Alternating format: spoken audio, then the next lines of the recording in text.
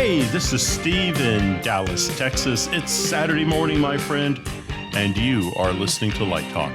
Good morning. This is Ellen in Philadelphia. Today we are discussing workplace safety, search engines, was that the climax or just rising action? All on Light Talk. And this is David coming to you from the beautiful Belmont Shore neighborhood of Long Beach, California. And if you don't already know, you are listening to Light Talk, and we are the Lumen Brothers and Sistah. Yes, today you have Steve, Ellen, and me coming to you from all over the country. East Coast, West Coast, and the Central Plains. Hey, I heard some trash talk today about Long Beach. I hear you now have 77 container ships sitting in the bay waiting to be offloaded. I am looking out my bedroom window right now, and yes, indeed, I count 77. You know, it's hard to believe, but the storage area that stores empty containers, it costs $1.50 a day to store your container there. That's all? They have 10,000 containers sitting there waiting to be removed. So that's 30 some odd thousand, $40,000 a day and some of them have been sitting there for a year since the pandemic started. I saw the best little thing on Facebook the other day that said art by local artists is not stuck in a container. That's true. That's true. But there's a plan, and it has been for many years, of using some of these containers for homes for homeless people. There's a company that will actually retrofit the whole container into a little apartment. It's a great idea. Yes, it's a great idea. Why it hasn't happened, I don't know. Now we know, because they can't get them off the ships.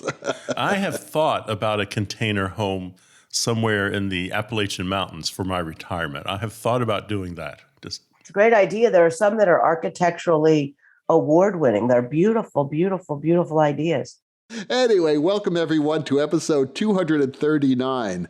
And let's start off with a little bit of industry news. What's happening in the industry, Ellen? Well, LDI is taking place in about 3 weeks, and we're very, very excited about that. So if you're planning on coming, make sure to register now. If you look around the internet, there's lots of places where you can get a free floor pass code. I believe the Lumen Brothers even have one of those they can send out to you.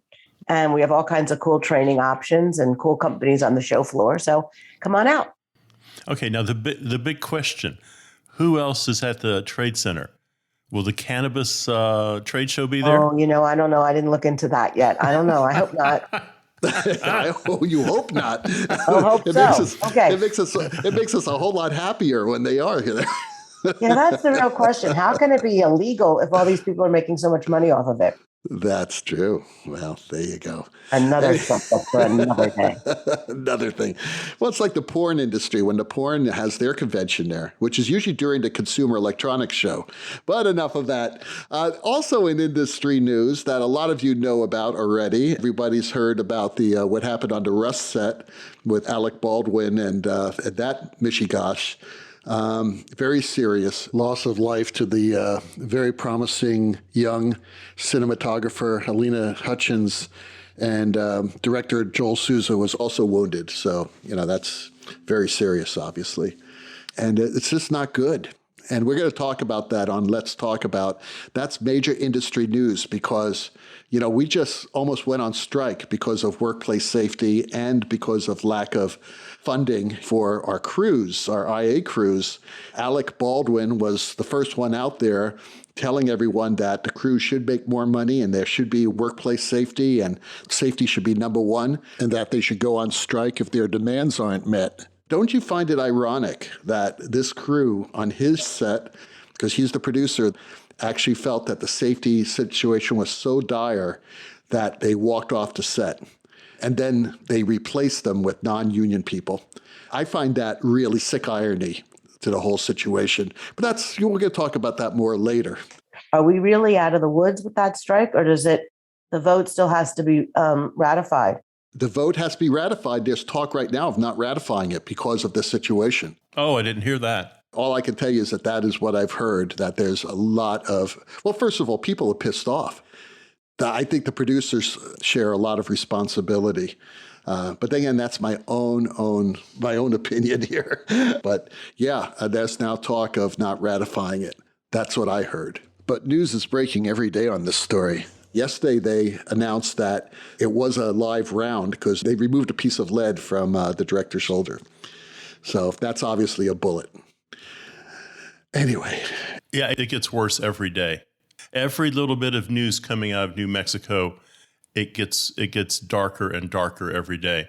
You know, the reason there was a live round there, I mean, it's hard to believe the crew was using the weapon to go plinking with at lunch. Well, just to clarify, these are reports that have not yet been confirmed. But you know something? I can't think of any other way that a live round ended up in that gun or accidentally ended up in that gun. Well, not only that, but they say that the guns to be used on a set should never be left open on a cart like that for anybody to grab.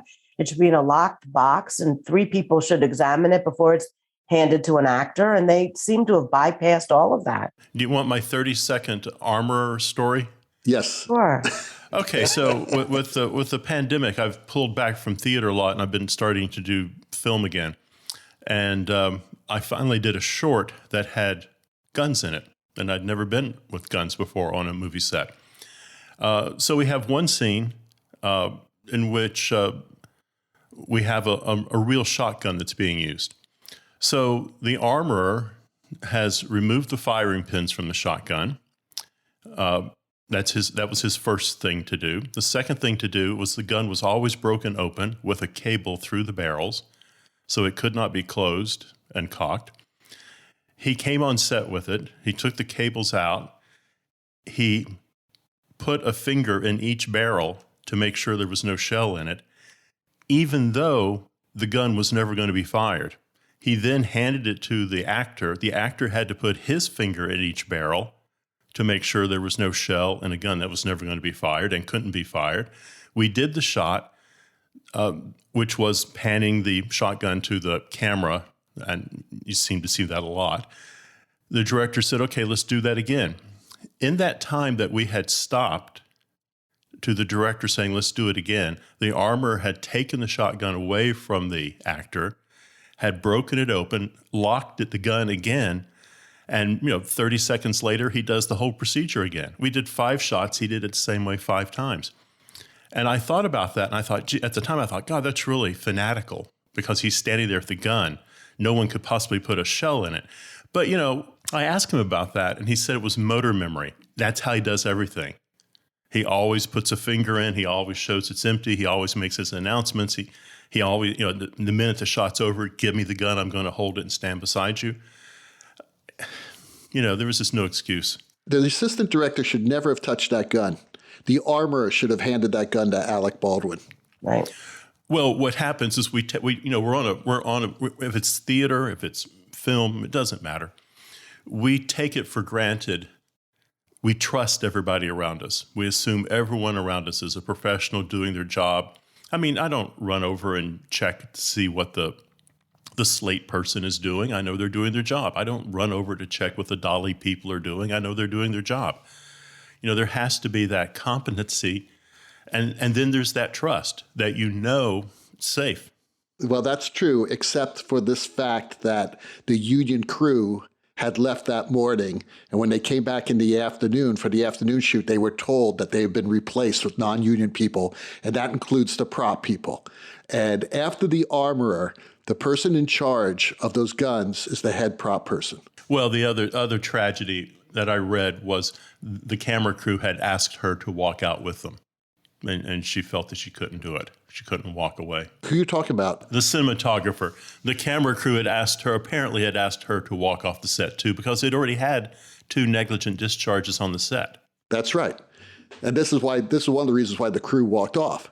So they all knew that they had inexperienced people on set, especially that afternoon when you have new crew members, and they should have been extra vigilant. And I'm sorry, so should have been Alec. He should have been extra vigilant as well, because he knew that happened. He's the producer. He knew that his crew was locked off that set. And this is, again, the height of hypocrisy when a few days before that, he publicly said that if indeed the crew feels that it's not safe on working conditions, they should strike. That's what he said. And again, I am not happy to see all this. I'm just pissed off about the whole situation. Well, I mean, we're seeing this in real time in the newspaper. And again, I'm certainly not an expert. The story I saw today was that Nicolas Cage had an incident with the same armorer on a movie he was doing. She did a discharge without announcing it near him. That's and right. It scared him, and it hurt his. It hurt his ears. Yeah. Right. Nick, exactly. That's exactly what happened. She's only been an armorer on one other film. And she's very young. And she was only 24, and she even admitted on a podcast that she was basically learning what she was doing, which is really another indictment on the training of these people. It's just crazy. Isn't her father an armorer as well? Apparently, what I read was a well-known armorer and well-respected armorer. It's a shame. And who knows what sort of intimidation she felt. But still, that being David, said, it comes back to what you're saying. There were 5 or 6 producers on this, and none of them had really done anything before. It was, again, the article I read was they were very inexperienced producers. Why is Alec Baldwin involved in such a low-budget production to begin with? Really? Apparently, it was a project he was interested in. Had what I was reading on it was about a $6 million budget, but he had been working on it for about a year with a writer. Well, you know something? It's going to cost them a lot more than $6 million now. Well, it's already cost them. It's cost someone their life. Yes, exactly. Well, I'm just talking about the monetary. The reason why they were forcing this crew after working like 12, 14-hour days to drive an hour to Albuquerque to stay in a motel, right? So I know how dangerous that is, especially at night, because I've done stuff like this, and I'll never do it again. I'll never drive an hour after where I've said, no, you put me up at a place that's within 10 minutes of where I'm working. Right. And the crew said, it was ridiculous. They were crew members sleeping in their cars instead of driving to Albuquerque. They were so tired. I mean, come on. Especially now, the whole thing can be done in CGI when the film is finished. Absolutely. You don't need to see the gun flash. You don't need to see any of that stuff. It's just ridiculous. And it's a shame because she is an artist. She's an amazing artist, and a mother's life was lost. She left behind an 8-year-old son and a husband. It is just horrible. And it's negligence. This is all negligence. And I think it's shared responsibility.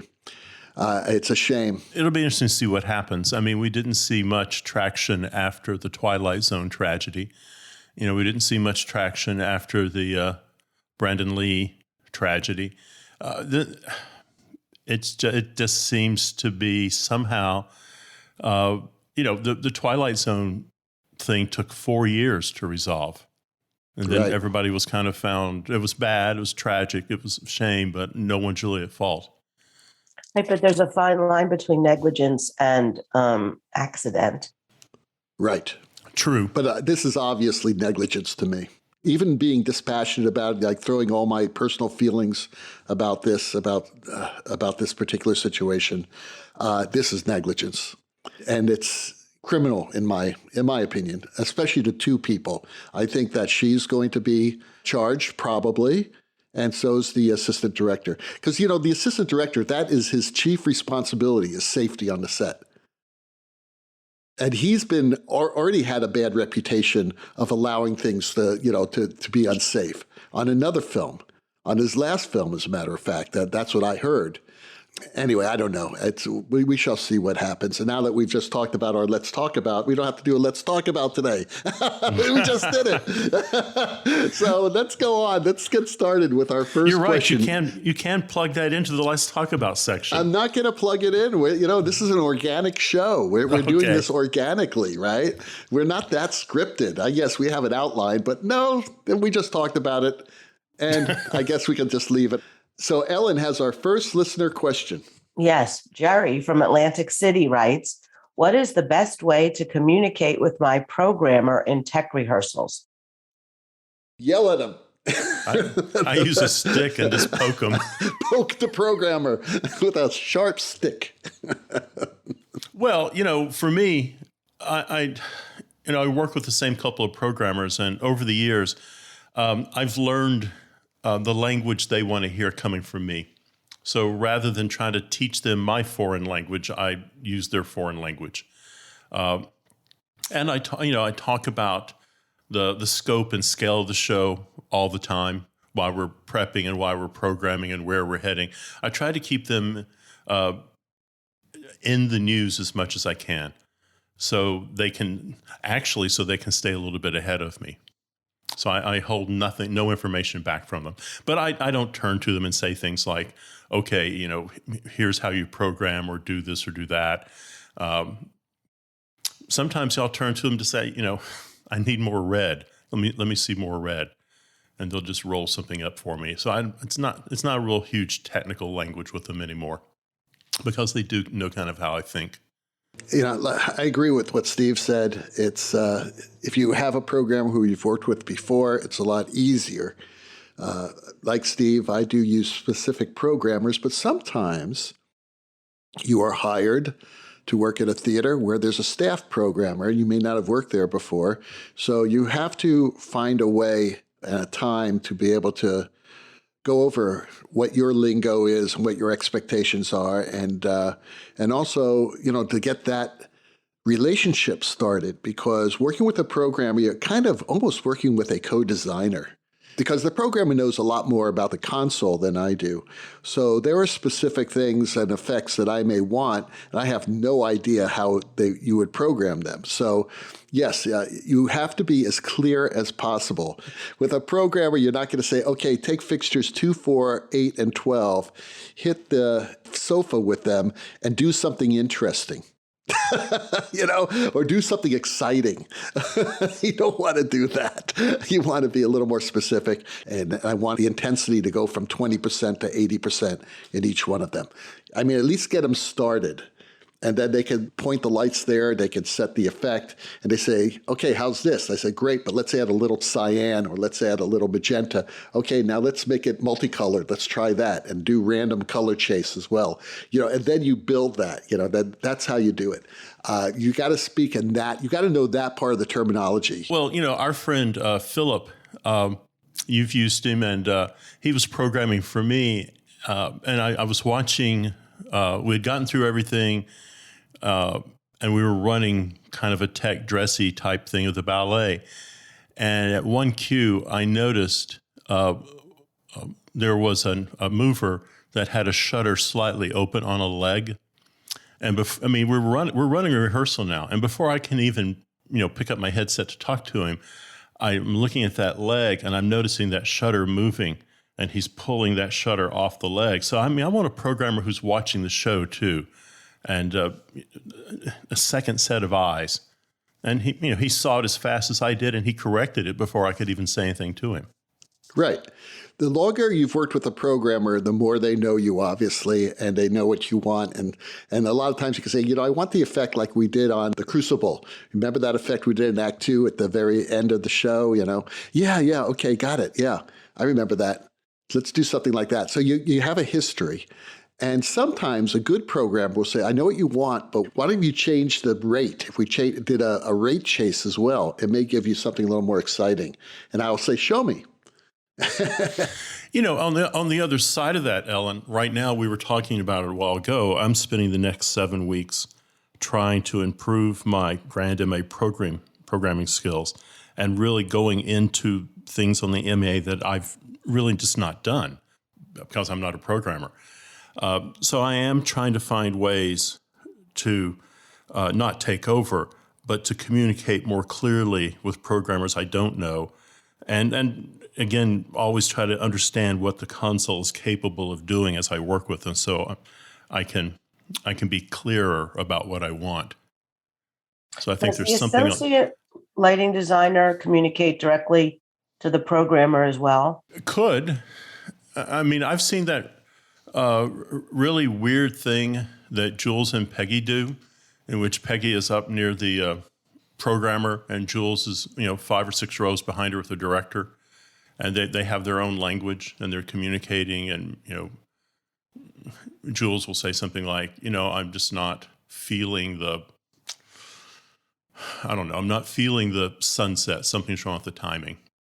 And it's that kind of abstract. And Peggy's in working with the programmer to try to, I mean, she's co-designer really, but that language of, okay, he's not saying it needs to be 6 seconds longer. It's just something's not quite right, or the blue isn't quite blue enough. And that brings out the emotional side of what you're doing. Well, everybody's trying to figure it out. The associate, the assistant, whatever you want to call it, the co-designer, the programmer, everybody is, he's kind of opening the door there a little bit for use that word collaboration. And he's tapping on the skill of everyone in the room that's working in that chain of design to come to the table. When I'm talking to an assistant and I say, I really want your opinion about something, I want their opinion, or the program, I want their opinion.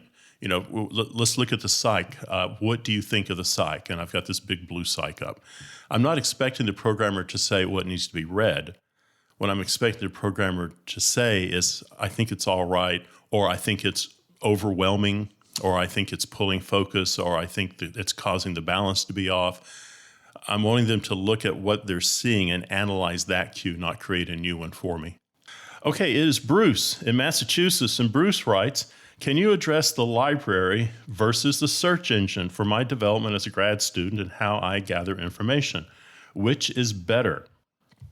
Okay, what I really think here is I think there is a search engine, and there's some real good benefits of that, and I think there's a library, and there's some serious benefits of that.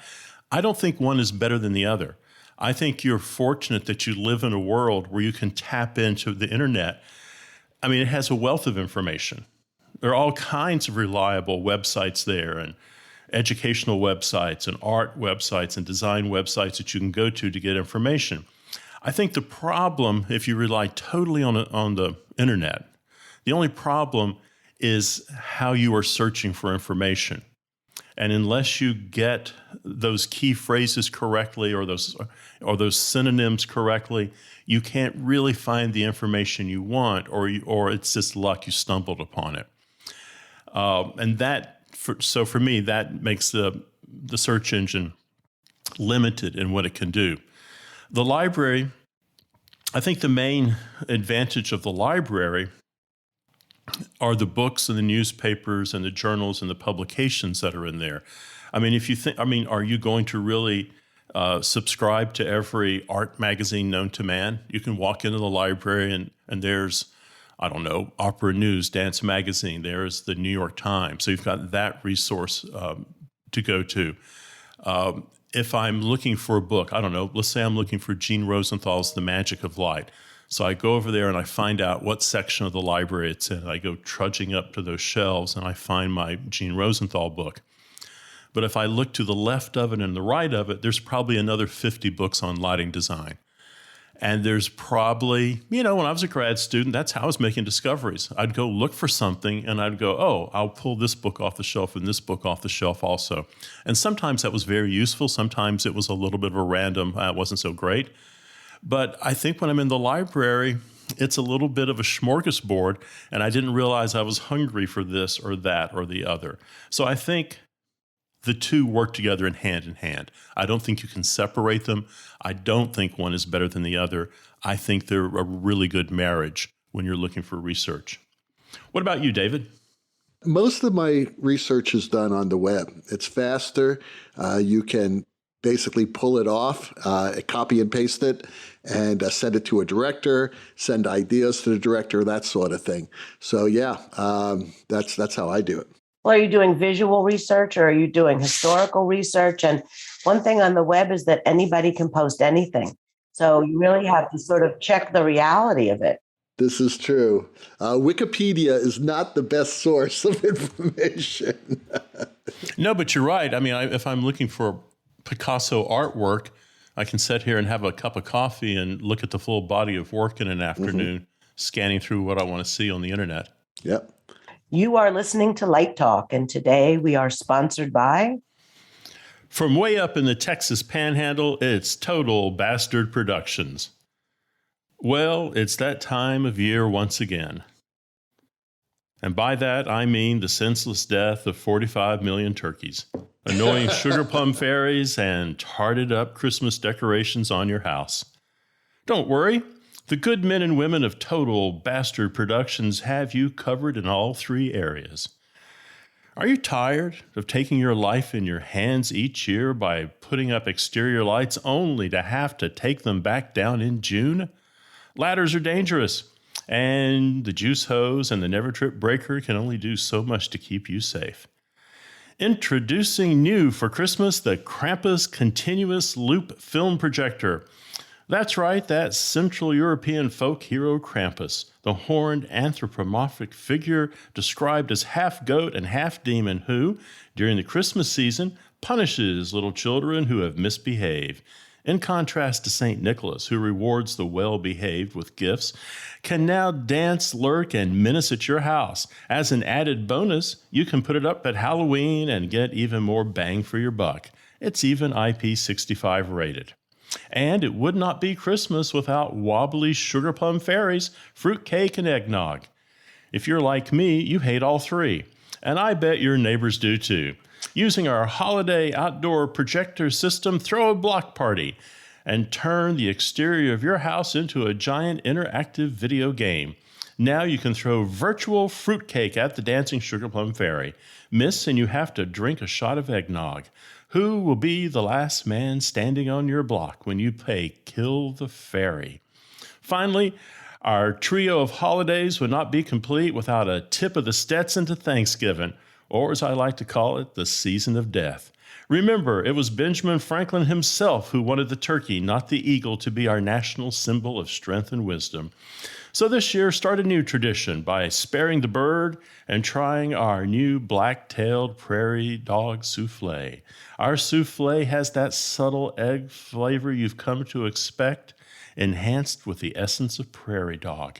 As for texture, think of eating a cloud that melts in your mouth with a moist, almost undercooked center. Yummy. If you like prairie dog, and who doesn't, ask about our complete varmint holiday menu. How do you know you're getting genuine Total Bastard products? Just look for that caveman holding the roll of gel on the label. Happy holiday, y'all. I think you could pass up the invitation to Steve's house this year. Yes, I'm not going to Steve's house. I just got to say something. I think I'm going to pass on this and go with my tech table turkey that we had from last year. You know, I've got my skeletons up in the tree right now, and I'm putting my Christmas tree up on November 2nd. The day after Day of the Dead. My tree is going up, gosh darn it, so I can enjoy it all month. I was just down at Home Depot, and I almost bought the shimmer chicken. The shimmer chicken is exactly what it sounds like. It is a chicken that has Christmas tree lights around it, and it's dressed up like Bob Cratchit. And I kept looking at it going, who would buy this? Who would buy this for their yard, a shimmer chicken? But I'm tempted. My wife is worried about me. I would be too. I don't think prairie dog is kosher either. And now, back to Light Talk. Well, Confused in California says, I am having trouble with my director. In Romeo and Juliet, I believe the climax of the play is the death of Romeo, and the lighting should reflect that moment. He told me that was not the climax, and I should reread the play. Can there not be multiple moments that might be considered the climax, and my choice is as good as his? Well, I guess my question to you is, do you want to be hired by this director again? I mean, ask him what he feels the climax is. I'm curious, and I guess it's all a matter of interpretation. To me, it's pretty obvious, but who knows, right? What do you all think? I don't think you can have multiple climaxes, David. I just think that's not. I don't think we can do that. Oh, okay. I would argue. I would argue that our Confused here needs to look at the definition of rising action, climax, and falling action. And I think if he looked at that, or she, they would probably realize that the climax of Romeo and Juliet, dare I say, is when Romeo kills Tybalt. He kills Tybalt, and there's no turning back. The die is cast. So that's kind of where most English professors will tell you the climax comes. Yes. What do you think, Ellen? Do you think there could be multiple climaxes in a show? No, I think that it has to build to one climax, and then it sort of goes to the denouement. But that's a French word. But I do think that, that the lighting in a show can have more than one emotional arc. Exactly. And I was going to say that I think he may be confusing the climax with the dramatic moment. There are many dramatic moments in a show that the lighting can support, and they can be really super powerful moments, but that may not be the climax. That doesn't mean it's the climax. That rocking sounds of the Luminoids tells us that once again you've spent another morning listening to Light Talk. You can hear our show on Spotify, iTunes, Google, YouTube, livedesignonline.com. What do we call that? It's a website. It's a digital magazine. How you get your news. It's fantastic, by the way. And Amazon Prime Music, just about every other podcast site out there. Check out our website on lighttalk.org and be sure to follow us on Facebook and subscribe to the podcast. That way you will not miss a second of Light Talk insanity. No guarantee is offered regarding the accuracy of any statements or opinions made on this podcast. However, if you do decide to litigate, the law firm of Flecht, Flocht, Flair, and Glare and their paralegal Snoot will defend us until our retirement funds are depleted. Light Talk is written and produced by the Lumen Brothers and Sistah, coming to you from Long Beach, Philadelphia, and the Republic of Texas. And be sure to join us next week when we chat about more useless things and explore the crazy shenanigans in our industry. Light Talk, broadcasting questionable Lumen knowledge and humor around the world. So we'll see you all Saturday morning, and bye-bye from Light Talk. Toodles. Bye. Light Talk.